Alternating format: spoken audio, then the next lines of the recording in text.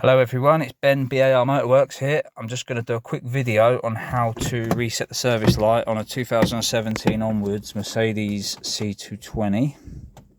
So the first thing we're going to do, we're going to jump in the car, we're going to make sure the key's with us, and we're going to put it on stage 1 ignition. So we're going to push this once, and that'll bring up some of the dash lights. Then we're going to push the back button, and that'll bring up the trip menu. And then we're going to push the back button and the touchscreen button at the same time. We're going to hold it for about 5 seconds. We're going to let go of the touchscreen button, and then we're going to push it again while keeping hold of the back button. So push them together. 1, 2, 3, 4, 5. We're going to let go, and we're going to push again. And then that will open up the Assyst Plus menu. You can then go down to Assyst Plus, and you can reset your service light. You have to put the ignition on.